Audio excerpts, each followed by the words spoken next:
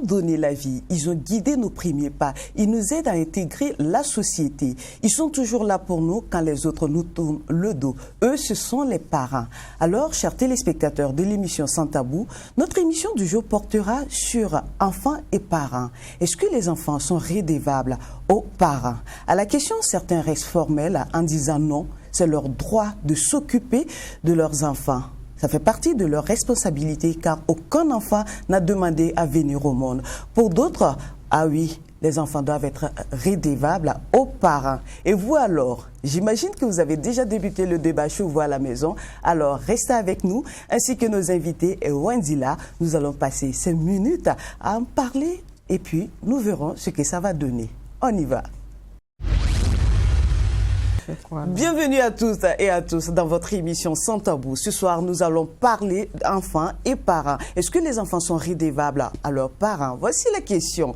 Wendila, bonsoir à toi. Oui, bonsoir Émilie. Comment tu vas? Oui, je vais très bien. J'espère que ça va chez toi. Oui, ça va bien. Avec la voix un peu enrouée, mais bon, on y va. Voilà. Alors, bonsoir, chers téléspectateurs. Nous vous disons merci de nous rester toujours fidèles à votre émission, bien sûr, Sans Tabou. D'accord. Quant à nos invités, chers téléspectateurs, ce soir, nous recevons Olivia Bissio. Elle est chef de projet. Olivia, bonsoir. Bonsoir, la super team de Sans Tabou. Bonsoir. Bonsoir à tous et à toutes. Bonsoir. Voilà. Quant à notre deuxième invité, il s'agit de M. Auguste Coutou. Quant à lui, il est cinéaste. Bonsoir, M. Coutou. Bonsoir à vous, merci de m'avoir invité. Ça nous de vous dire merci d'avoir honoré notre invitation. Je vous en prie. Alors, ce soir, nous allons parler enfants, parents, et là, on se retrouve à, je vais dire quoi, avec deux personnes. Elle, c'est sûr que voilà, elle va nous donner ses arguments, son vécu. De l'autre côté, bien sûr, de la mère. Voilà, de la mère. Et vous, voilà, vous êtes ici avec nous. Vous allez aussi partager votre expérience avec nous. On a parlé tout à l'heure de rédevabilité. J'aimerais bien demander à Olivia, à elle, de nous donner sa définition de ce mot. Pour moi, être redevable de quelqu'un, parent ou pas parent, c'est avoir une dette envers cette personne. Alors, est-ce qu'on est endetté? Est-ce qu'on a une dette envers ses parents parce qu'ils nous ont mis au monde et qu'ils nous ont bien élevés? C'est une question qu'on peut se poser.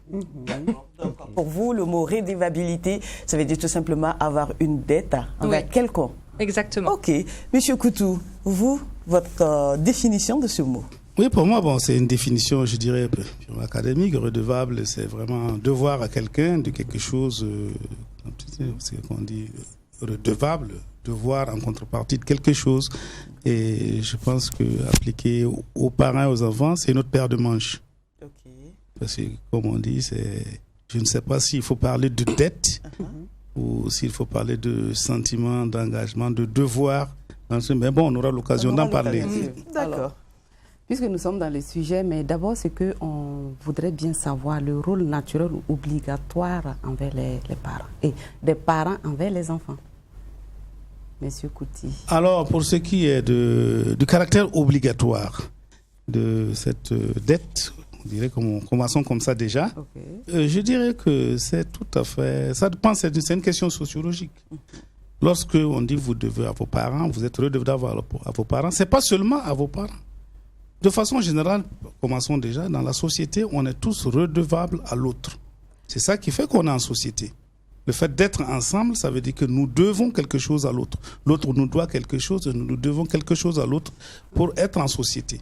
Quand vous dites l'autre, je ne vous coupe pas, est-ce quelqu'un qu'on connaît ou qu'on ne connaît pas, c'est-à-dire toute personne que l'on rencontre dans notre vie, on se dit, voilà, j'ai un sentiment de rédevabilité vis-à-vis de cette personne? Tout à fait. J'ai dit quand nous sommes en société, c'est que nous sommes redevables l'un à l'autre. C'est ça qui fait que nous sommes ensemble, et si nous sommes ensemble, il y a un équilibre de comportement, il y a un équilibre en fait. Donc, je donne, tu donnes, c'est pour ça que nous sommes ensemble en société. Donc c'est pour ça que j'ai pris le caractère général. Nous allons venir au caractère plus pointu entre les enfants et les parents. Mais même Tiga que je rencontre dans la rue, je lui dois quelque chose. Je suis redevable à Tiga d'être avec moi dans la société, de me permettre d'avoir un miroir, d'être quelqu'un. Je ne suis pas seul, donc je lui dois déjà quelque chose. Alors ici, ma question, c'était de savoir, je vais dire, le rôle naturel ou obligatoire des parents envers les enfants. Alors là, nous venons à la question plus précise des enfants. J'ai voulu être un peu plus général d'abord. Mais effectivement, avec les parents, on a le droit de se poser des questions. L'enfant n'a pas demandé à naître. Vous avez un couple qui met des enfants au monde, qui vont les nourrir, qui vont les mettre à l'école, qui vont... Est-ce que cet enfant demain est redevable à ses parents? Je dis oui. Oui. Et vous êtes catégorique là-dessus, hein? Oui. Ok. Bon. Vous allez argumenter ce oui plus tard. Oui, on va demander l'avis de Olivia. Voilà. Bon, puis je vous repose la même question, la nature, le rôle naturel ou obligatoire des parents envers les enfants. Alors, sur le début de la réponse, je suis d'accord avec vous, bien évidemment. En fait, les parents ont une obligation envers leurs enfants. Je ne sais pas comment ça se passe au Burkina, mais en fait, en France, il y a une loi. Il y a des lois qui obligent les parents, quand ceux-ci ne remplissent pas leurs obligations parentales. Donc, c'est bien la preuve qu'effectivement, les parents ont une obligation envers les enfants. Mais l'inverse est vrai aussi. En France, il y a des lois qui obligent les enfants, plus tard, à s'occuper de leurs parents quand ceux-ci sont dans le plus grand dénuement. Ça, c'est la loi. Après, est-ce que le sentiment de redevabilité existe, en fait? Est-ce qu'on est redevable de ses parents quand ceux-ci vont bien, en fait? Est-ce qu'on doit avoir, au fond de soi, ce sentiment de devoir à ses parents parce qu'ils nous ont mis au monde? Je ne suis pas sûre, en fait. Il y a le contrat social, effectivement. On est, en fait, au lieu de dire redevable, moi, je dirais bienveillant. Si tout le monde était bienveillant les uns envers les autres, ce contrat social pourrait se traduire par la sérénité dans une société, etc., etc. Et en famille, c'est ça. Une famille, c'est un petit modèle de société, en fait. Et donc, la sérénité, la bienveillance, elle doit venir. Et une fois de plus, être redevable, pour moi, c'est une dette.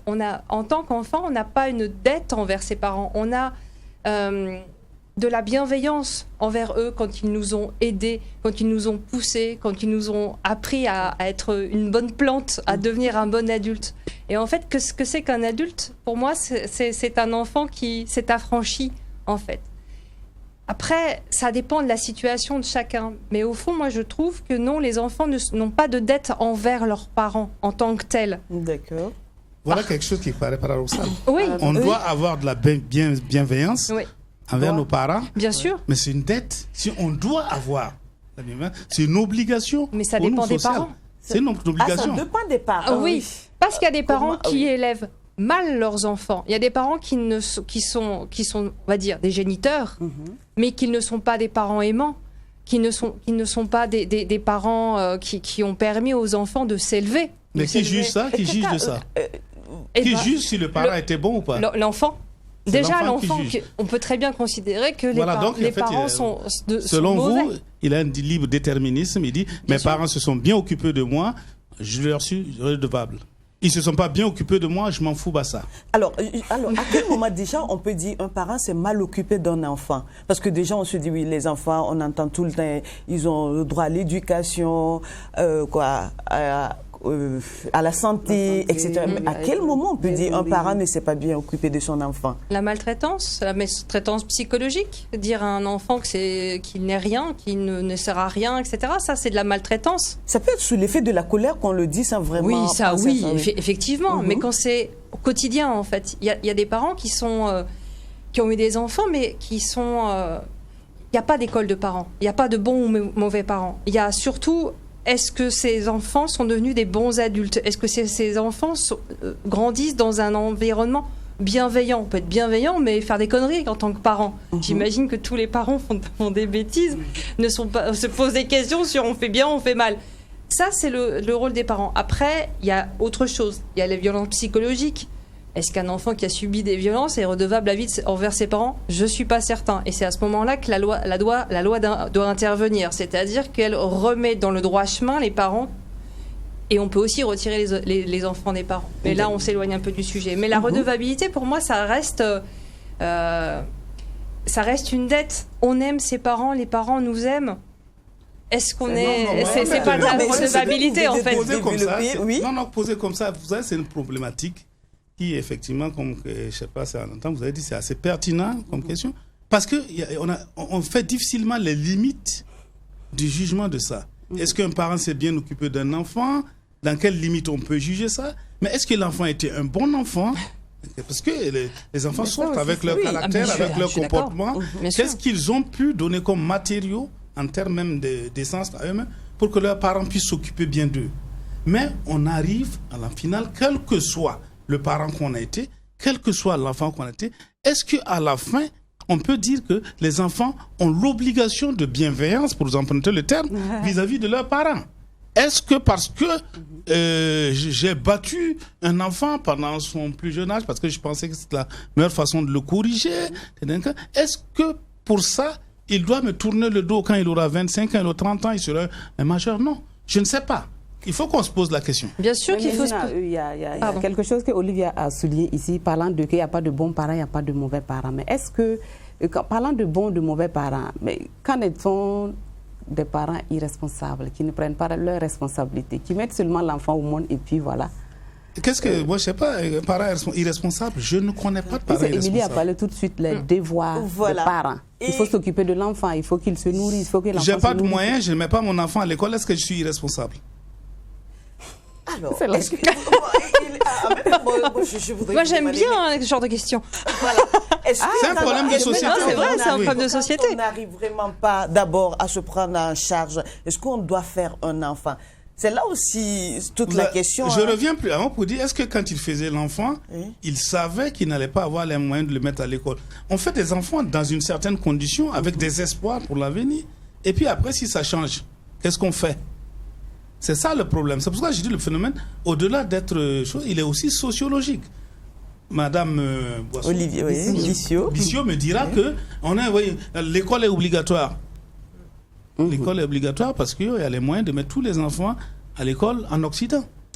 Mais ici, lorsqu'il y a quelqu'un qui n'a même pas 500 francs dans le mois, on lui dit, mets ton enfant à l'école, mais la cantine coûte tant, et la PE veut tant, et quoi? Il ne le fait pas. Est-ce que c'est parce qu'il est responsable? Je suis entièrement d'accord avec vous.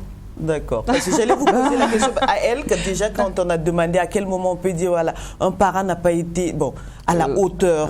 À quel moment chez nous on peut dire, oui, ce parent-là, il n'a pas pu assumer ses droits et ses devoirs.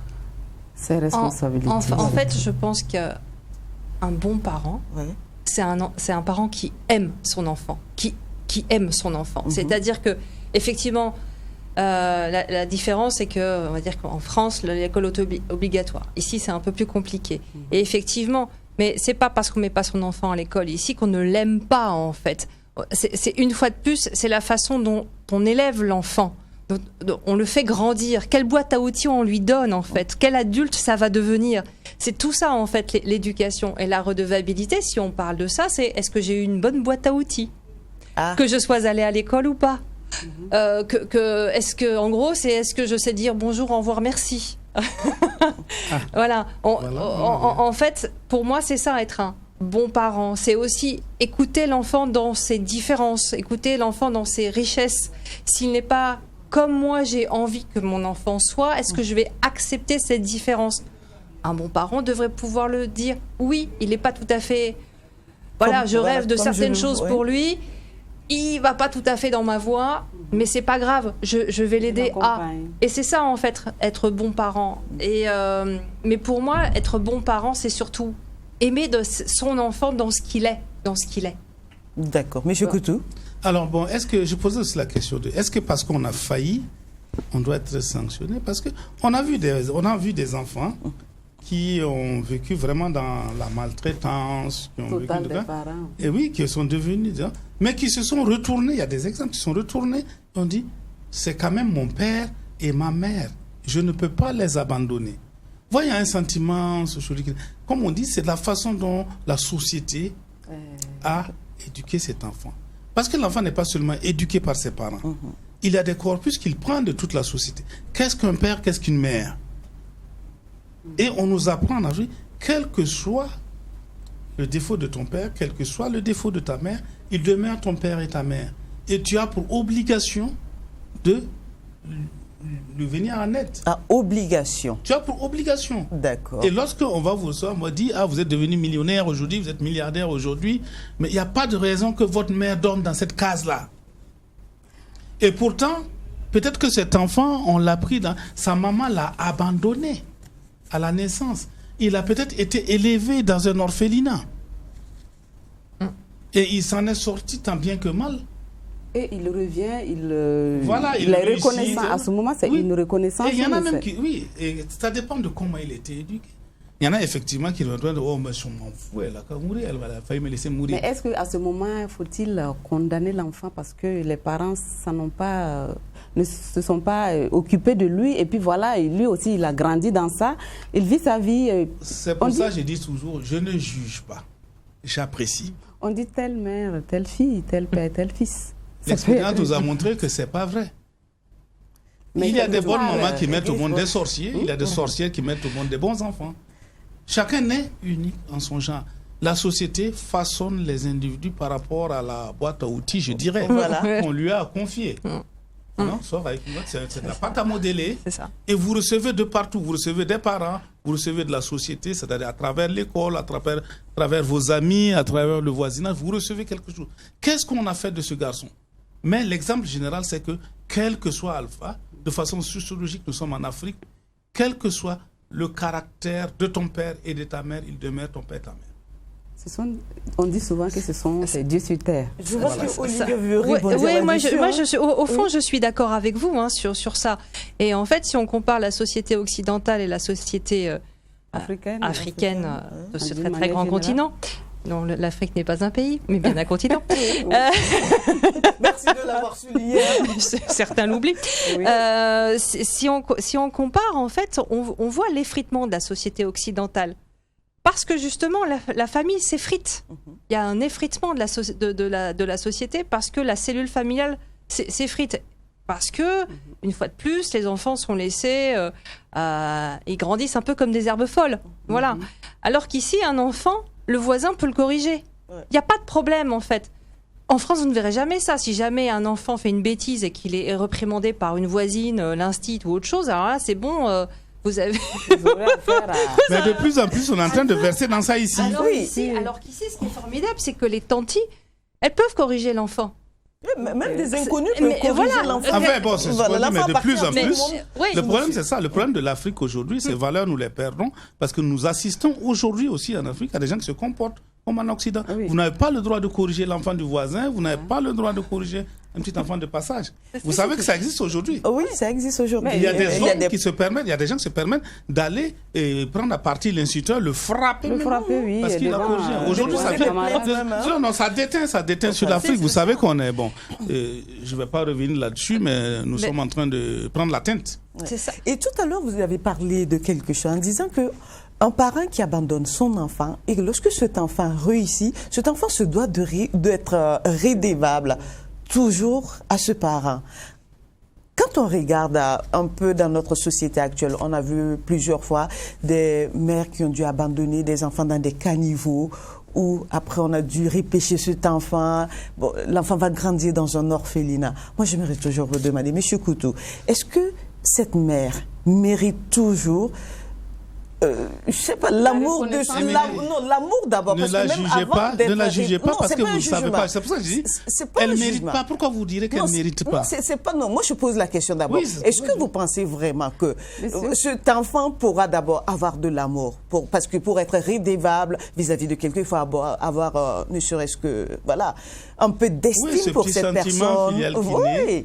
Mais lorsque la personne ne vous dit pratiquement rien, vous allez regarder. Mais c'est une part, c'est quoi? Il est dans ses gènes, il a une partie de vous. C'est des choses, c'est des instincts qui renaissent. Et vous savez, il y a toujours un truc que je suis bien placé pour le dire.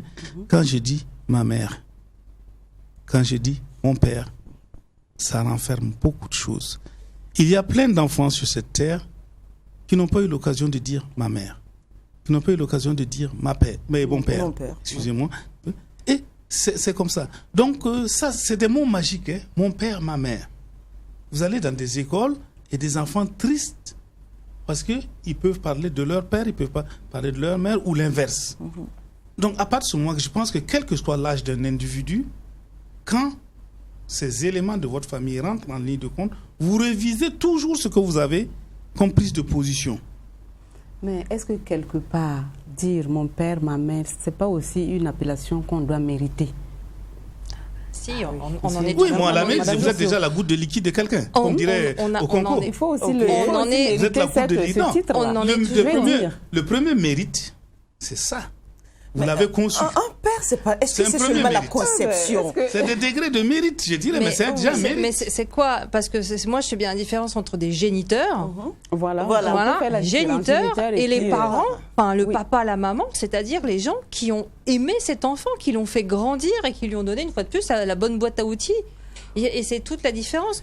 Moi, je peux vous surprendre. Je considère qu'en fait, une mère qui abandonne son enfant est une bonne mère. Pourquoi? Parce qu'en fait, c'est quelqu'un qui se dit « je lui donne la chance, je le mets dans un orphelinat en espérant qu'il ait une meilleure vie que moi ». Ça, pour moi, c'est un sentiment absolu d'amour absolu d'une mère génitrice envers son enfant. Elle l'abandonne en espérant qu'il aille vers le meilleur, en fait, parce qu'elle n'a pas la possibilité de s'en occuper, en fait. Elle ne peut pas, c'est un accident de la vie. Ça ne dépend pas aussi de la façon de l'abandonner, parce qu'il y a des mères... Il y a la manière, il y a la manière là-bas. Carrément, loin même du regard même mais une fois de plus, on ne peut pas être dans le jugement envers ces femmes, en fait. Voilà, ça c'est votre... Vous ne savez pas ce qui l'anime quand elle fait ça. Exactement. Oui, ça c'est votre façon de réfléchir, de penser. Parce que on est dans une émission où il y a d'autres aussi qui peut-être pourquoi ne pas penser comme le public, penser comme les autres? Bien sûr. Mais là, nous pensons comme les autres. Nous faisons partie des autres. Mais souvent, il y a des actes qui sont commis, on se retrouve devant le juge. Il faut quand même que les gens arrivent à... Vous allez voir que lorsque, devant le juge, il y a toujours ce qu'on appelle des circonstances atténuantes. Le droit n'est pas figé. Ça veut dire que lorsqu'un individu agit, c'est une conjonction de facteurs qui l'amène dans cette action. Oui. Et on verra, est-ce qu'il était lui-même? Est-ce qu'il n'a pas eu des pressions néfastes? Est-ce que c'est vraiment de façon sadique? Le juge va étudier tout ça. C'est pour ça que cette institution aussi existe. Est-ce que ces excuses aussi qui donnent le pouvoir à d'autres personnes de pouvoir commettre des actes ignobles? Je vous rassure, si c'est mal pensé, si c'est mal fait, ce sera puni.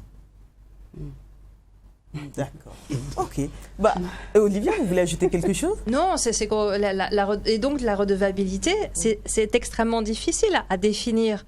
Parce que une fois de plus, finalement, on est assez d'accord sur le fond, en fait, de ce que doit être une relation entre un parent et un enfant. Après, c'est est-ce que on est ad vitam aeternam rattaché, redevable, avoir une dette envers ses parents. Oui. Mais l'inverse est vrai aussi. En fait, les parents, c'est jusqu'au bout de la vie, en fait, qu'on est attaché à ses parents.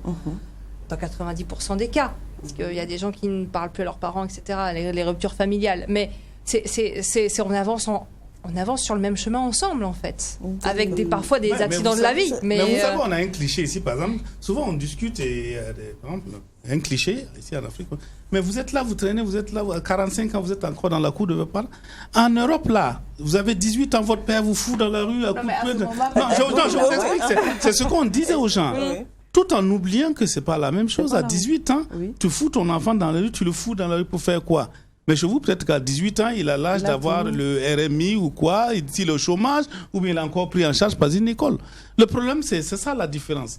Sinon, en termes d'amour filial, d'amour parental, je pense que nous sommes logés à la même enseigne, même si on ne le manifeste pas de la même manière. Bien sûr, bien sûr. D'accord. Vous savez, entre 18 et 25 ans, en France, il n'y a rien pour les jeunes, en fait. Il y a un trou social. Voilà. Oui, mais ça, moi, je parle de quelque chose que nous, on croit ici. C'est l'imagerie populaire. L'imagerie populaire le dit. Hein. Je vous assure qu'entre 18 et 25 ans, en France, il n'est pas bon d'être mis dehors par ses parents parce qu'on n'a droit absolument à rien. Les choses sont peut-être en train de changer. C'est pas vrai, mais on le disait, nous, on se le disait. Et on y croyait d'ailleurs. Quand on entend, on regarde comment ça se passe. Et la société française alors je ne parle que pour la France parce que c'est ce que je connais le mieux. Il y a un mouvement qui fait que la situation sociale est tellement difficile que beaucoup d'enfants, une fois partis du nid, on doit sauter du nid, reviennent parce que la vie est trop chère, c'est trop compliqué, on n'a pas de travail, etc., etc. Et là, en fait, les relations deviennent très compliquées entre un enfant qui est devenu un adulte, qui a eu certaines son indépendance, et des parents qui voudraient être un peu tranquilles parce que les enfants ont grandi. Oui, donc, on se retrouve non pas dans une relation parent-enfant, mais d'adultes en cohabitation. Et donc là, les choses sont vraiment différentes. Alors qu'ici, la cellule familiale, elle est vraiment hiérarchisée. Un enfant reste un enfant. Okay. On reste enfant de ses parents. Oui, quel que soit l'âge, bien sûr. Voilà. Ok, merci à chacun d'entre vous. Nous allons marquer une petite pause. On va suivre cet élément et on revient juste après pour la suite de l'émission.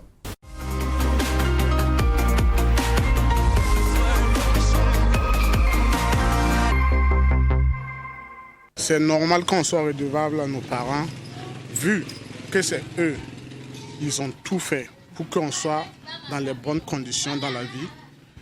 Et ils ont fait beaucoup de sacrifices pour nous, comme que ce soit la maman ou le papa. Et la maman, ça on ne parle pas parce qu'elle t'a porté 9 mois.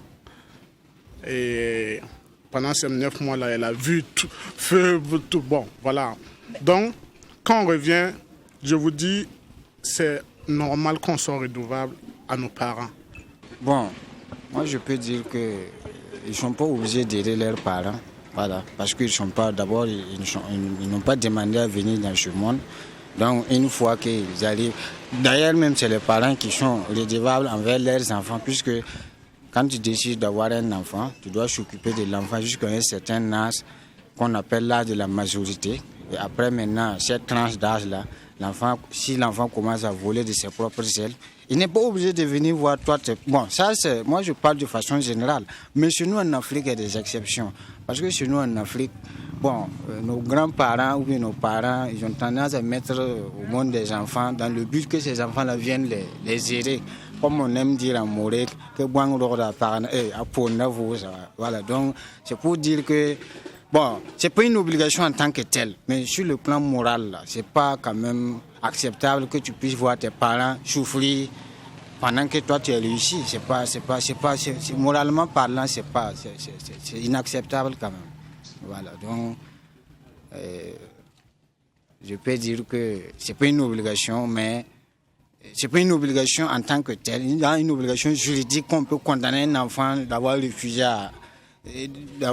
d'aider ses parents, mais sur le plan moral, voilà, c'est inacceptable quand même de voir ses parents souffrir pendant qu'on a réussi. Voilà. Pour moi, c'est une obligation parce que ce sont eux qui t'ont mis dans le monde, ils t'ont éduqué et ils t'ont envoyé à l'école. Maintenant, une fois que tu réussis dans ta vie, normalement, tu dois revenir les aider aussi. Pour ma part, en Afrique, c'est une obligation, mais en réalité, ce n'est pas une obligation parce que ce sont des enfants. C'est toi qui les as conçus. Donc, pour moi, ce n'est pas une obligation qu'à partir de leurs 18 ans, ils deviennent majeurs. Bon, ils sont responsables, ils sont maîtres d'eux-mêmes. Donc, dans ce sens-là, moi, je pense que vraiment, ce n'est pas une obligation. Mais la logique voudrait qu'on se souvienne de là où on vient, on remercie vraiment nos parents. C'est ça, l'Afrique aussi. Moi, je pense que ce n'est pas une obligation parce que c'est tout simplement un plaisir d'aider nos parents quand on réussit. Parce qu'aucun enfant n'a demandé de venir au monde. Ce sont les parents par plaisir qui nous mettent au monde. Alors, quand on vient au monde, ce n'est pas une obligation, mais c'est un plaisir pour nous d'aider nos parents quand on réussit. Assez d'avis divergents. Pour certains, les enfants ne sont pas redevables à leurs parents, mais pour d'autres, les enfants sont redevables. Chers téléspectateurs, vous regardez l'émission Sans Tabou. On débat sans tabou où nous évoquons vraiment tout ce que vous voulez savoir concernant ce sujet avec nos deux invités. Alors, Olivia, après avoir suivi cet élément, je suis persuadée qu'il y a quelqu'un qui a dû dire une phrase, hein? Oui, c'est ça. C'est qu'effectivement, la société évolue et effectivement, les jeunes considèrent qu'ils ne sont pas forcément redevables envers leurs parents. Et une fois de plus, moi, je considère que non, on n'est pas redevable. On est sur le même chemin, on s'accompagne, on s'aime. Les parents sont là en soutien. Les enfants peuvent être là aussi en soutien envers les parents, mais c'est une question de bienveillance et pas de dette. On n'a pas de dette, en fait. dans la cellule familiale. Mais c'est comme en amitié. Quand on donne son amitié à quelqu'un, on n'attend rien en retour. Et c'est ce qui devrait se passer entre les parents et les enfants. Les parents n'ont pas à attendre quelque chose en retour, sauf de l'amour. Sauf de l'amour, en fait. Et quelqu'un qui vous donne la chance, d'un point de vue professionnel, est-ce qu'on est redevable envers cette personne toute sa vie?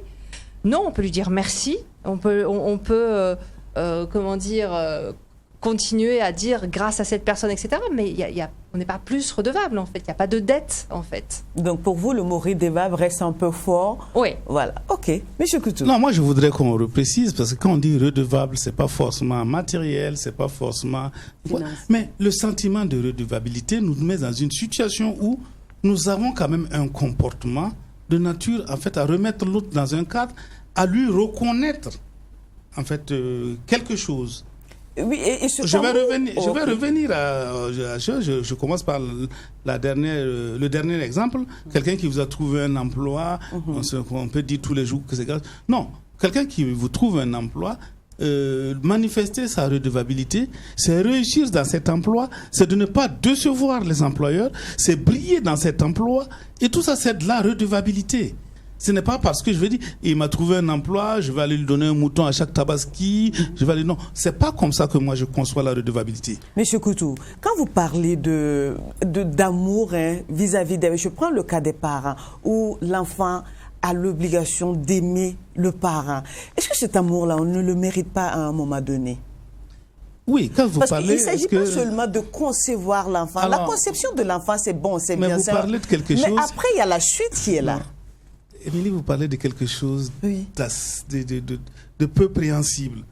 On mérite cet amour commun. Vous parlez d'amour. L'amour, c'est que, je dirais, c'est presque quoi? C'est une arlésienne. Ça est là.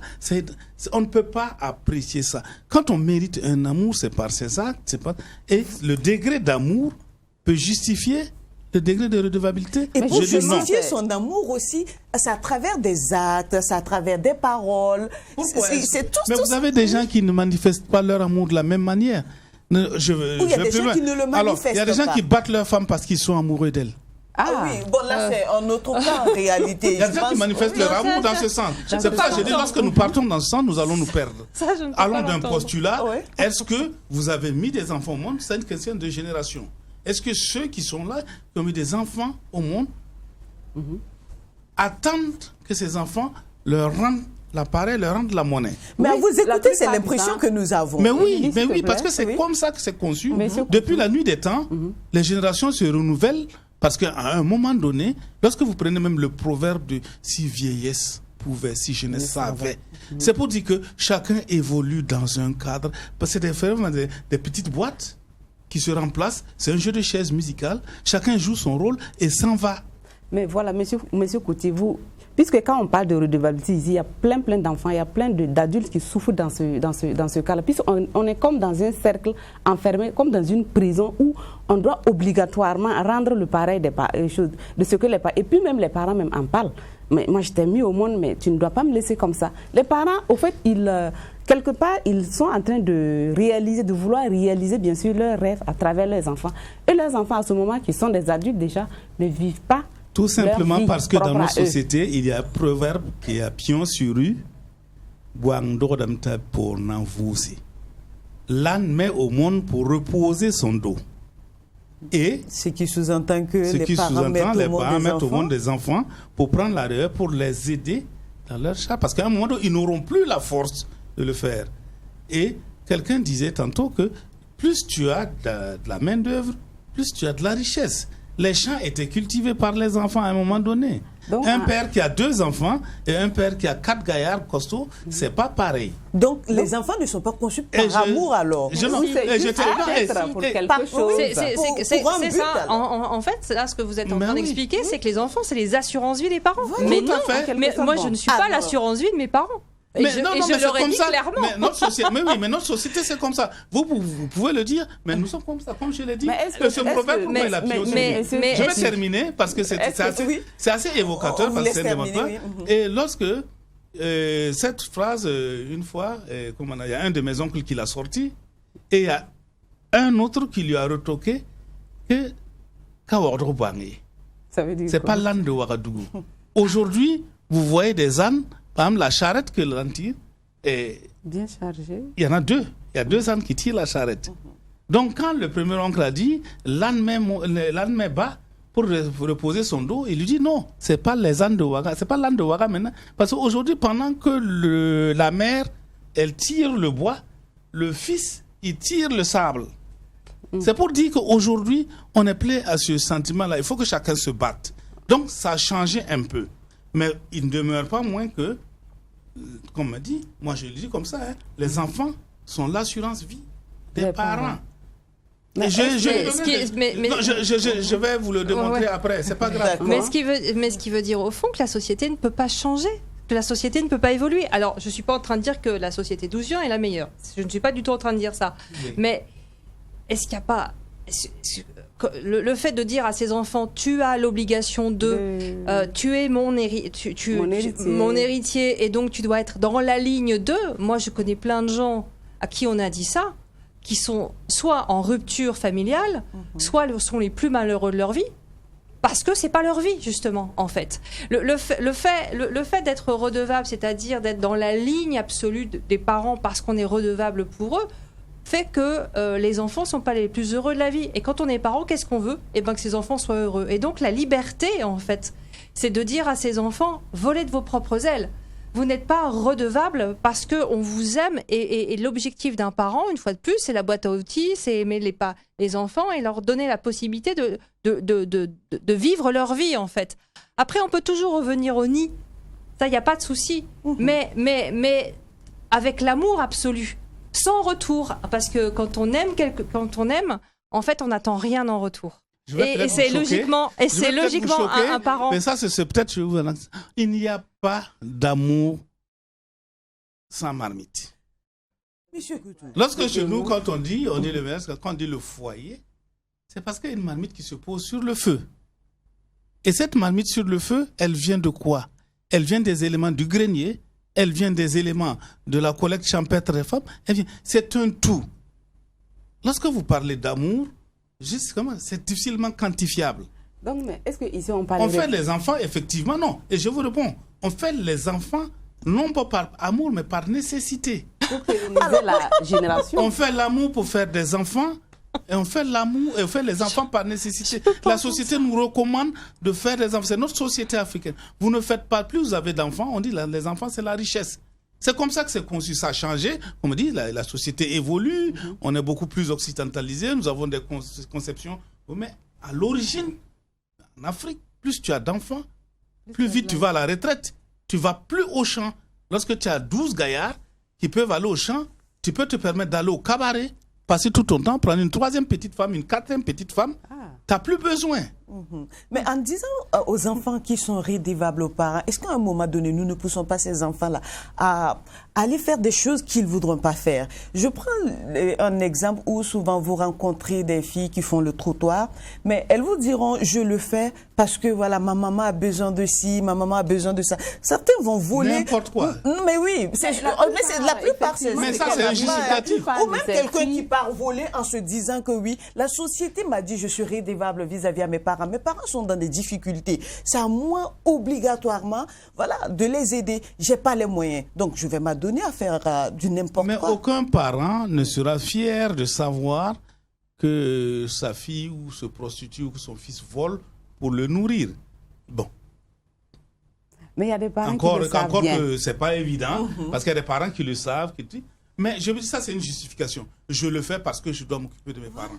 Mais non, tu peux faire autre chose. C'est la société qui m'a formaté en me disant que je dois prendre soin de me prostituer. Une fois de plus, c'est bien la preuve que la notion de redevabilité d'enfants envers les parents fait que ça freine l'évolution d'une société. C'est-à-dire, et une fois de plus, ce n'est pas le modèle occidental dont je parle. Hein. C'est un constat.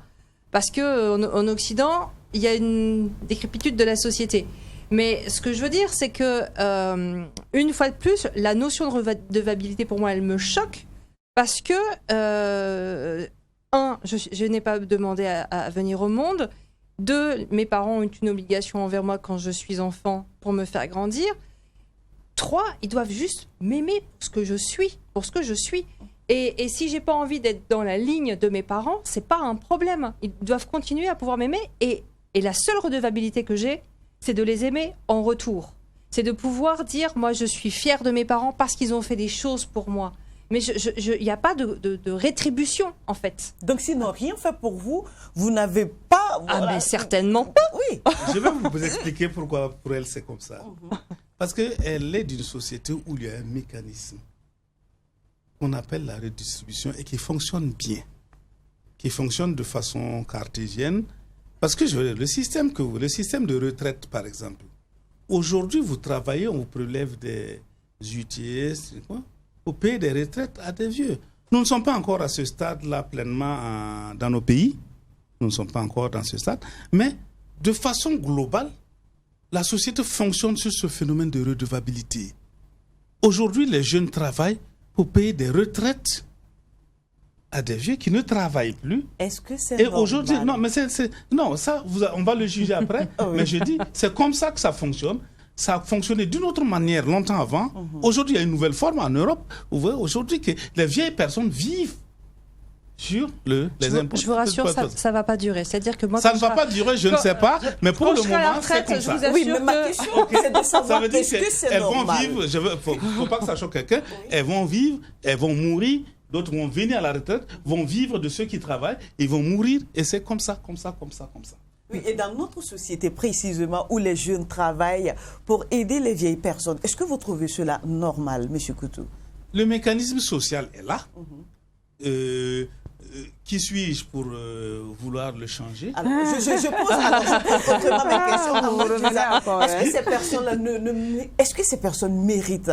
Parce que tout à l'heure, même quand on a parlé d'enfants abandonnés et tout, à un moment donné, je me suis dit, M. Coutu, pour être redevable vis-à-vis d'une personne, il faut d'abord considérer la personne, parce que quand on ne considère pas une personne, bon, peu importe ce que cette personne va faire, on s'en fout. On s'en fout royalement. Vous parlez beaucoup des enfants qu'on abandonne. En disant que on prend le cas extrême, excuse-moi, où un parent a eu l'audace de violer son enfant. Et cet enfant qui, malgré toutes ces conditions, se démerde pour s'en sortir dans la vie. Vous pensez que un jour, cet enfant va s'asseoir en se disant « Ah, j'ai mon papa qui est... » C'est mon papa quand même. C'est mon papa quand même, je répare le voir parce que je dois... Il a détruit la vie dans nos sociétés, il y a toujours... En fait, peut-être qu'on n'a pas beaucoup de temps, mais il y a plein de choses où il faut éviter de juger parce qu'il y avait des mécanismes. On comprenait les gens dans leurs actions. Un père qui viole sa fille, ce n'est jamais anodin. Ce n'est pas parce qu'il a des pulsions sauvages, tout. Vous savez, je vous dis qu'en Afrique, lorsqu'une jeune fille naissait, quand elle ressemblait très pour trait à sa mère, on l'éloignait très vite de la maison. De son papa? Oui, de son papa. Parce qu'on comprenait que c'est un homme fait de chair et de sang et d'émotions. On ne sait pas à quoi il peut succomber. Ce n'est jamais anodin. Nous ne sommes pas des machines. Et nos sociétés mettaient des mécanismes pour éviter certaines déviations, pour éviter certaines choses. Oui. Mais lorsque c'est arrivé, on ne peut pas juger. Dans notre société, monsieur moderne, oui. Voilà, ça par exemple. Même dans les sociétés, c'est pire même dans les sociétés modernes. Parce qu'avant même, quand vous aviez une étudiante, votre fille, vous n'avez pas le temps de la voir grandir dans la maison, elle est vite mariée. Mais aujourd'hui, vous êtes dans votre salon, votre fille se balade à 18 ans, laissée en l'air. Mais conscience, ça se dit partout, c'est ton enfant, tu n'as pas le droit de le toucher. Mais il faut ça. Mais est-ce que c'est la même raison qui est là aujourd'hui? Moi, je dis, je peux résister. Alors, il faut éduquer les garçons. Oui. Il faut éduquer les garçons, mais en même temps, il faut faire comprendre à ceux parents que... de réussir l'éducation. Comme on a réussi l'éducation des filles. Monsieur Coutu, je pense que c'est le moment aussi de faire comprendre à ce parent que cet enfant ne pourra... Bon, ça sera difficile, je ne vais pas dire c'est impossible de l'aimer. Il y a une autre... Ce que vous dites aussi, ce que vous êtes en train de dire, c'est que les enfants appartiennent aux parents. C'est ça que vous êtes en train de dire. Non, mais laissez-moi finir. En fait, le fait d'être un enfant redevable, c'est de dire, en fait, tu m'appartiens, tu es ma propriété, tu es mon assurance vie, tu me dois des choses. Mais je dis mon enfant, je ne dis pas... je parle bien de ça. Et en fait, c'est bien ça le problème, c'est que tant qu'on va considérer que les enfants sont redevables envers leurs parents, ça veut dire que les enfants sont objets propriété absolue de leurs parents. Vous dites bien, moi, ma mère, Vous dites bien mon père. Oui, et pour c'est votre être propriété aussi. la mère et le père, non, mais vous dites bien ça aussi. Mais ça se Quand on parle de redevabilité, mais ça s'appelle la filiation. Ça s'appelle la filiation. Et madame disait tantôt qu'en France, il y a obligation pour les parents de mettre les enfants, en fait, de les gérer jusqu'à un certain âge. Et dans la même lancée, elle disait aussi qu'il y a une loi qui oblige les enfants à un certain moment, en cas de défaillance, ou en cas d'insuffisance de moyens des parents, on oblige les enfants à prendre soin de leurs parents. Donc, je veux dire que l'obligation est réciproque. Si les parents sont redevables vis-à-vis des enfants, il n'y a pas de raison que les enfants ne soient pas redevables vis-à-vis des parents. Mais une fois de plus, la décrépitude dans laquelle notre société s'en va, c'est parce que les enfants pensent qu'à partir du moment où on les a nourris, on les a scolarisés, et pouf, je fais ce que je veux, je dis à qui je veux dans la rue, je deviens homosexuel si je veux, je deviens criminel si je veux. Non, vous m'acceptez comme je suis. Non, c'est pas comme ça. Nous vivons dans une société, et justement, c'est toutes ces valeurs-là, mises ensemble, qui font l'enfant. C'est parce que je suis redevable, parce que je suis obligé d'avoir certains comportements vis-à-vis de mais c'est bien ce que je dis. Mais en fait, c'est bien ce que je ne juge pas, je dis ce qui est. C'est qu'en fait, pour qu'une société évolue, il faut aussi que la relation parent-enfant, elle puisse évoluer. Si on fait des enfants pour espérer que ces enfants puissent prendre notre relève dans notre métier, etc. Moi, j'ai des parents coiffeurs. Je vous donne juste un exemple très personnel. J'ai des parents coiffeurs. Ils auraient adoré que je sois coiffeuse. Eh ben, j'aurais dit, zut, je ne serai pas coiffeuse parce que c'est pas du tout dans ma nature. Voilà, c'est-à-dire que... Mais est-ce que c'est parce que vous n'êtes pas coiffeuse que vous n'allez pas venir en aide à ses parents? On aura la réponse. Peut-être que vous n'aurez pas... Peut-être que vous n'êtes pas coiffeuse pour mieux vous occuper de vos parents. On aura cette réponse tout à l'heure, juste après avoir fait un tour sur la page Facebook de l'émission, car cette émission, elle sera jamais magnifique sans vous, chers internautes. Alors, Wendila va nous lire vos avis. Je t'assure ici que les avis sont vraiment partagés. On dirait qu'ils sont au plateau ici comme nous. Alors, nous avons la réaction de Guylaine Traoré. Elle dit qu'un enfant bien éduqué doit se sentir redevable envers ses parents. Les parents se saignent tellement pour leurs enfants qu'à leur tour, ils devraient montrer leur reconnaissance en respectant d'abord les parents, en leur assurant une vie paisible et en se comportant bien avec les autres pour prouver qu'ils viennent d'une bonne famille. Parce que lorsqu'un enfant pose un mauvais acte, ce sont ses parents qu'on indexe en premier. Alors, Daniel Ouedraogo, lui, dit que l'homme est-il redevable à Dieu? Si oui, c'est pareil pour l'enfant envers ses parents, car ces derniers sont les dignes représentants de Dieu pour lui. Si nous entendons par redevabilité ici, obéissance et respect. Alors, nous avons la réaction de Nebnoma, dit Donald Ilboudo. Pour moi, c'est non. Car aucun enfant n'a demandé à venir au monde, ce sont les parents qui en ont décidé de leur venue. Donc, ces derniers sont obligés à subvenir aux besoins des enfants comme il se doit, jusqu'à ce qu'ils deviennent majeurs. Si après, ils se sentent redevables, c'est par la volonté et non par obligation. Alors, nous avons la réaction de Ouedraogo Anita Ladifatou. Les enfants ne sont pas redevables aux parents. Ils se doivent juste la reconnaissance car chacun joue sa partition dans sa vie. Et à chacun son rôle. De toute façon, chaque enfant ne peut payer ce que ses parents ont fait pour lui. Fini? D'accord. Alors, nous disons merci à chacun d'entre vous. N'hésitez surtout pas d'aller sur Facebook. La page de l'émission, ça s'écrit Sans Tabou Truy TV. Vous pouvez liker, partager, inviter surtout vos amis aussi à liker la page et de nous laisser toujours vos avis sur nos différents thèmes. Émilie, il faut préciser ici que les avis contribuent énormément à... En tout cas, on est notre débat ici.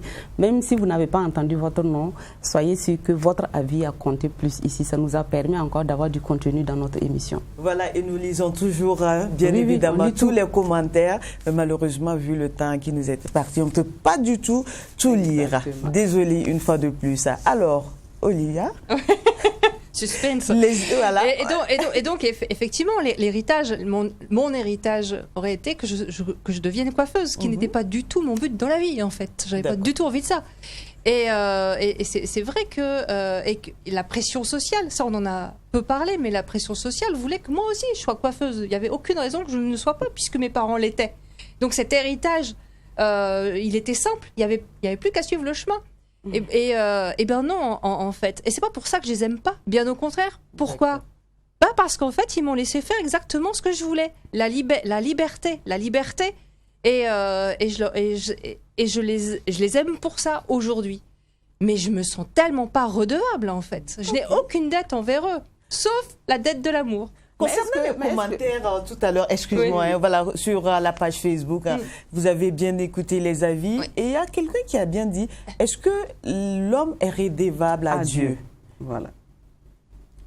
Si l'homme est redevable à Dieu, c'est que les enfants sont redevables aux parents. Quelle dette on a envers lui? Bon, on vous pose la question. Quelle est votre réponse? C'est l'amour Dieu, c'est l'amour universel. D'accord. Il n'attend rien en retour. Ok. Donc, pas de redevabilité. Mais non. Monsieur Couteau. Moi, je vais venir pour dire que, en fait, il ne faut pas aussi qu'on confonde soumission aveugle et redevabilité. Ce n'est pas parce que je dis à mon père, je ne veux pas être instituteur comme toi, je ne veux pas être coiffeur comme toi, que je ne lui suis pas redevable.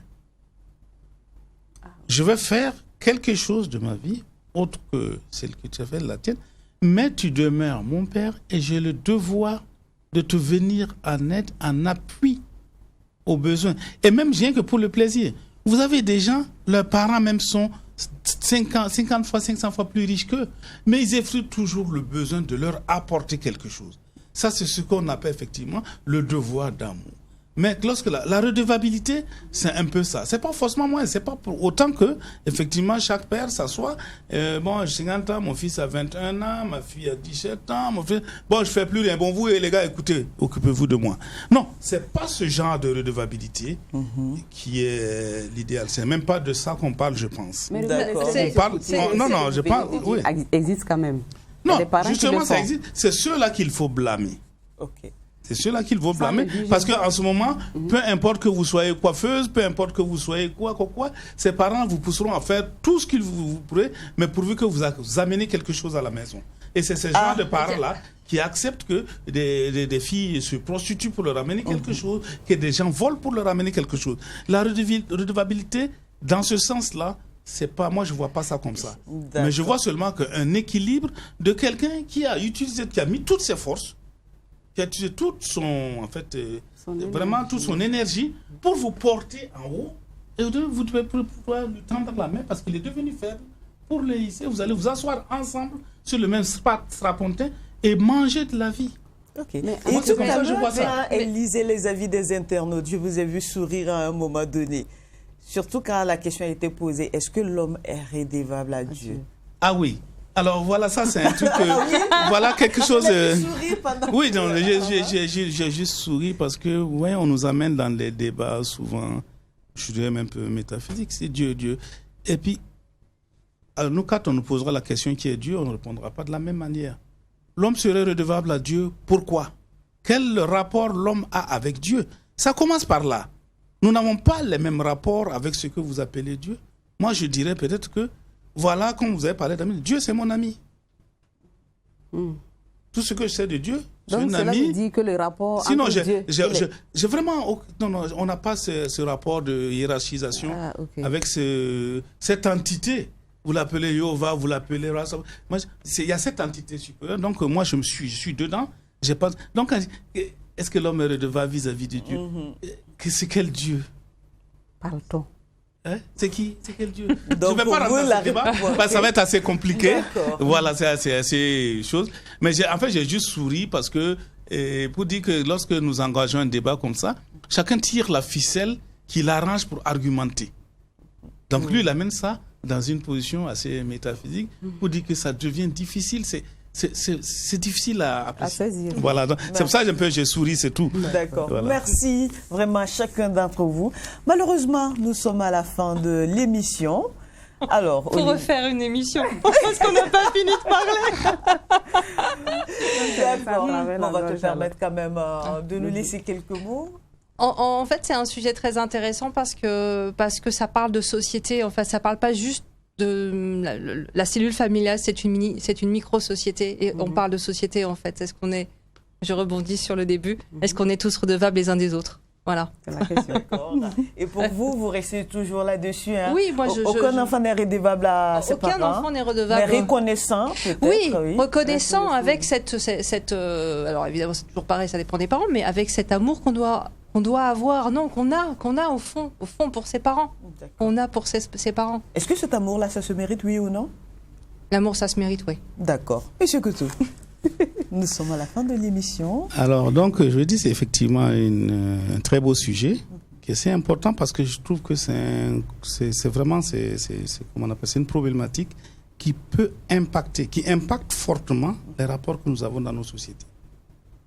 L'obligation des enfants vis-à-vis des parents, ça peut mettre en péril l'éducation que nous sommes censés leur donner. Quelqu'un dit, aucun enfant n'a demandé à venir au monde. Ok, tu n'as pas demandé, on t'a obligé à venir au monde. Donc on t'oblige à suivre les préceptes de ce monde que tu ne connaissais pas. C'est nous qui t'y avons amené, alors tu vas suivre ce qu'on veut. Voilà, donc c'est comme je vois. Donc aujourd'hui, on va nuancer la notion de redevabilité, mais nous allons sur un cycle de redistribution de la vie. Il y en a qui produisent, ou d'autres qui ne produisent plus, parce que d'autres produiront quand eux ne pourront plus produire. Et moi, je pense ça de façon plus générale dans la société. Ce n'est plus juste les parents, enfants. Je généralise. Dans la société, c'est comme ça, c'est le principe de redistribution. Ceux qui ne peuvent plus produire doivent bénéficier de ceux qui produisent, parce que ceux qui produisent, quand ils ne pourront plus produire, vont bénéficier de ceux qui produiront en ce moment. Donc c'est un cycle en fait. C'est tout un cycle. Oui, dis-là. Alors moi je dirais tout simplement, lorsque vous voulez de bons fruits, il faut prendre soin de l'arbre dès la petite plante. Si vous l'avez bien entretenu, c'est naturel que l'arbre vous donne de bons fruits. D'accord. Merci vraiment à chacun d'entre vous, Olivia Bissio. Nous vous remercions d'avoir honoré cette invitation. Alors, Monsieur Auguste Coutou, une fois de plus, grand merci à vous. Je vous remercie. Chers téléspectateurs de l'émission Sans Tabou, c'est terminé pour aujourd'hui. On vous laisse continuer le débat chez vous et surtout n'oubliez pas de nous retrouver sur notre page Facebook. Restez toujours connectés sur la plus belle chaîne qui existe au monde, Truy TV, votre chaîne interactive. Au revoir, portez-vous bien.